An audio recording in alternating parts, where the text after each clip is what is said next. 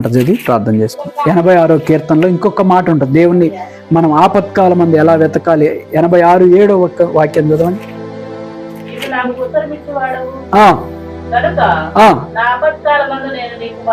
నా ఆపత్కాల మందు మొరపెట్టేదను. ఎందుకు మొరపెడతాడట? నీవు నాకు ఉత్తరం ఇచ్చేవాడు. దేవుడు ఉత్తరం ఇవ్వాలి అని అంటే దేవుని మనం ఏం చేసేవారిగా ఉండాలంటే వేడుకునే వారిగా ఉండాలి. దేవునికి స్తోత్రం, హల్లెలూయా. వేడుకోవాలి. అందుకే అక్కడ మరి 86:7 వచనంలో కూడా మనం చదువుకున్నాం ఆ మాట.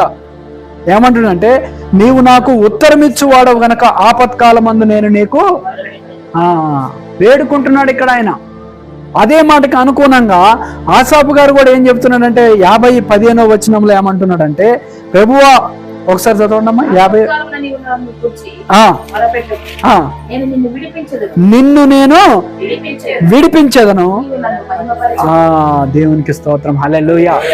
కాబట్టి పిల్లరా, ఎప్పుడైతే దేవుణ్ణి మనం వేడుకుంటామో, ఎప్పుడైతే మనం దేవుణ్ణి ఆపత్కాలమందు ఆయన మనల్ని ఏం చేస్తాడట? విడిపిస్తే సరిపోయిందా? చెప్పాలి ఒకసారి. విడిపిస్తే అక్కడితో అయిపోయిందా? వినాలి ఒకసారి అందరు. ఆయన ఏమంటున్నాడు? నేను నిన్ను విడిపించదను, నీవు నన్ను. అది దేవుడు చేసినటువంటి కార్యాలని ఎప్పుడైతే మనం వేడుకుంటామో ఆపత్కాలమందు, దేవుడు మనల్ని ఆ పరిస్థితుల్లో నుంచి బయటికి తీసుకొచ్చినప్పుడు మనం ఏం చేయాలి? మహిమపరచుడు అంటే కృతజ్ఞతగా తెలియజేయాలి, ప్రార్థన చేయాలి, సాక్ష్యం చెప్పాలి. ఏం చెప్పాలండి? అందుకే దావీదు ఒక మాట ఇంకా ముందున్న కీర్తనలో రాసుకుంటూ వస్తూ అంటాడు, అన్యులలో నీ నామమును నేను ఘనపరిచెదను, ప్రకటించేదను అంటాడు. మనకొచ్చిన సమస్య ఏంటంటే చుట్టాలు ఎవరన్నా మన ఇంటికి వస్తే అన్ని విషయాలు మాట్లాడతాం కానీ దేని గురించి మాట్లాడడం? ఎందుకంటే వాళ్ళకు కూడా నచ్చదు. నేను చూశాను కొన్ని సమయాల్లో చుట్టాలందరూ కలుసుకున్నప్పుడు అదే ఉత్తమ మాటలు చెప్పండి. ఇంకా వాళ్ళ అమ్మాయికి పెళ్లి చెడిపోయిందట అనండి. అసలు ఇక ఎట్ట చెడిపోయింది, ఏమైంది, అసలు ఏం జరిగింది, క్షుణ్ణంగా మొత్తం అసలు బిగినింగ్ నుంచి మొత్తం చెప్పిందాకా వాళ్ళకి ఆహతాహలాడిపోతుంది. అందుకే దేవుని గురించి చెప్తే అమ్మ ఇప్పుడు ఎందుకులే అమ్మ నేను. అందుకే ఒక మిత్రుడు ఉండేది, ఒక మాట చెప్పి నేను ప్రార్థన చేస్తాను. మాకు ఒక మిత్రుడు ఉండేది, ప్రేమ్ కుమార్ అని. సరే, వాళ్ళు చిన్నప్పటి నుంచి బిలీవర్సే, కానీ అంతగా ఎఫెక్ట్ ఏం లేదు. వాళ్ళ నాన్న జాబు మంచి అన్న వెళ్ళని. అయితే ఆయనకు ఒకసారి దేవుని గురించి చెప్తున్నాడు ఒక అన్న. వినాలి ఒకసారి. దేవుని గురించి చెప్తున్నాడు. ఏమనంటే, బ్రదర్ ప్రేమ్ గారు, మీరు ఇట్లా కాదులే కానీ దేవుణ్ణి కాస్త తెలుసుకోండి, దేవునికి ప్రార్థన చేసుకోనండి. పేరేదో ప్రేమ అని చెప్పేసి దేవుడు లేకపోతే వ్యర్థం అని అంటే, యేసయ్య ఎంత గొప్ప. అన్నా ఒక నిమిషం ఆపండి బ్రదర్. యేసయ్య గురించి చెప్తున్నావు నువ్వు? వామ్మో, ఆ దేవుడు ఏందనుకుంటున్నావు? ఆపు నువ్వు. ఆయన మాటలు వినే అంత భాగ్యమా నాకు ఈ పాపాత్ముడికి? అసలు ఆ మాట చెప్పబాకన్నాడు. చూసారు ఎంత తెలివిగా తప్పించుకుంటా. అసలు ఆ మాటే నాకు ఎందుకో తెలుసా, వినటానికి కూడా నాకు అర్హత లేదు అని అంటే ఏడ చెప్తాడో అన్న భయమే తప్ప ఏదో తగ్గించుకున్నది అయితే కాదు ఇది.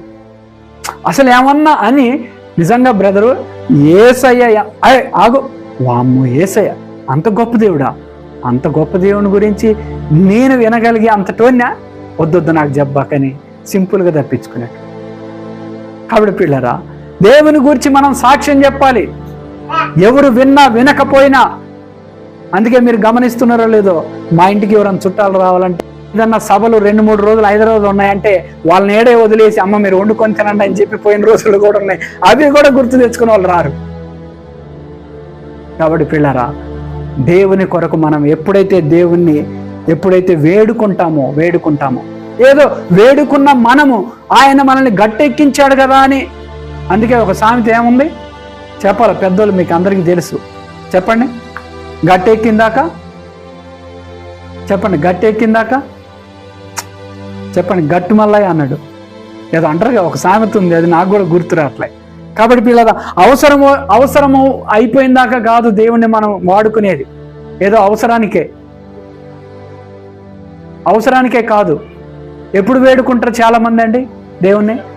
ఏదన్నా అవసరం ఇక క్రిటికల్గా ఉంది, హాస్పిటల్కి పోయినాం, డాక్టర్ అన్నాడు అమ్మ ఇది ఇక చూడాలి, ఒక 3 నెలల వరకే అవకాశం అన్నాడు అనుకోండి, అప్పుడు వేడుకోవటం ఉంటుంది, మామూలుగా ఉండదు. కానీ అది కాదు దేవుడు కోరుకునేది. ప్రతిరోజు వేడుకోవాలి దేవుణ్ణి, ప్రతిరోజు ప్రజల్లో సువార్త చెప్పాలి, ప్రతిరోజు దేవుని గురించి ప్రకటించాలి, ప్రతిరోజు దేవుని గొప్పతనాన్ని మనం అనేకులకు చెప్పేవారిగా ఉండాలి. ప్రతిరోజు కూడా మనం క్రైస్తవులమైన మనము సాక్షులుగానే బ్రతకాలి. దేవునికి స్తోత్రం, హల్లెలూయా. దేవుడు చేసిన ప్రతి కార్యాన్ని మనం ప్రతిరోజు వివరించే వారిగా ఉండాలి. అందుకే ఆయన ఏమంటున్నాడు, నేను నీకు ఉత్తరం ఇచ్చేదను, నీవు నన్ను అది మర్చిపోవద్దు, మళ్ళీ ఒకసారి చెప్పాలి, నేను నీకు ఉత్తరం ఇచ్చేదను, అది మహిమపరిచేదు. ఆయన విడిపిస్తానంటున్నాడు. ఏదో విడిపించగానే అయిపోద్దా, ఇక అక్కడితో అయిపోయింది అనుకుంటే కోకుండా అసలు దేవుని పేరే ఎత్తకోకుండా బ్రతుకుతున్నారు. మళ్ళీ ఆ సమస్య వచ్చినప్పుడు ఏం చేస్తున్నారు, వేడుకుంటున్నారు. అయితే ఆయన అన్న మాట ఏంటంటే నాతో, అన్న వాళ్ళు ఇట్లా గేములు ఆడితే దేవుని దగ్గర దేవుడు ఏమైనా పిచ్చోడా అన్నాడు. ఒక్కటే మాట, ఏమండి ఏం ఆడుతుండ్రట వాళ్ళు, నేను వస్తా పోతా ఏదో చేస్తా అని చెప్పేసి మనుషుల్ని చేసినట్టుగా ఏదో కాసేపు ఒక మాట చేస్తే దేవుడు ఏమన్నా పిచ్చోడా అన్న, వాళ్ళని ఎక్కడ కొట్టాలో అక్కడే కొడతా. అందుకే అనారోగ్యం పోట్లే, ఆ తల్లికి బాగలేదు, కుమార్తెకు బాగలేదు, డబ్బులన్నీ హాస్పిటల్కి అవుతున్నాయి. ఎప్పుడు చూసినా పరిస్థితి అదే విధంగా ఉంది. ఎందుకు అని అంటే పిల్లరా, ప్రతిరోజు కూడా మనం దేవుణ్ణి వేడుకునే వారిగా ఉండాలి. ఒక్క వేడుకోవటం వల్ల మనకు వస్తున్న స్వస్థతని దాచిపెట్టే వారిగా ఉండొద్దు, మన అభివృద్ధిని దాచిపెట్టే వారిగా ఉండొద్దు, మనకు కలిగిన సమృద్ధిని దాచిపెట్టే వారిగా ఉండొద్దు. కానీ ప్రజలందరిలో కూడా ఆయన చేసిన మేళ్ళని మనం ఎప్పుడైతే చెప్తామో దేవునికి అప్పుడు ఇష్టలుగా ఉంటాం. దేవునికి స్తోత్రం, హల్లెలూయా. అందుకే ఆయన అన్నాడు, నేను నిన్ను విడిపించేదను, నీవు నన్ను మహిమపరిచెదవు. అందుకే ఒక పాట ఉంది కదా, వేటగాని ఊరిలో నుండి నా ప్రాణాన్ని రక్షించావు. ఆనందం ఉంటుంది. ఒకసారి ఊహించండి ఆ సిచ్యువేషన్ని. జస్ట్ రెక్కలకి ఇట్లా తగులుతూ పోయింది అనుకోండి, ఎట్లుంటది, బా నా దేవుడు నన్ను కాపాడాడు. ఏముంది, ఆ బాణం ఒక్కసారిగా గుండెలో దిగింది అనుకోండి, అక్కడితో ఆ జీవితం. అందుకే ఆయన అన్నాడు, వేటగాని ఊరిలో నుండి నీవు నన్ను, నా ప్రాణాన్ని నువ్వు రక్షించావు. దేవుడు రక్షించే దేవుడు. వేటగాని అని అంటే అపవాది వేయిచున్న అగ్ని బాణములకు ఆయన అడ్డుగా ఉండే దేవుడు ఆయన. ఎందుకు అనంటే మనం ప్రతిరోజు కూడా దేవుణ్ణి వేడుకుంటున్నాం కనుక.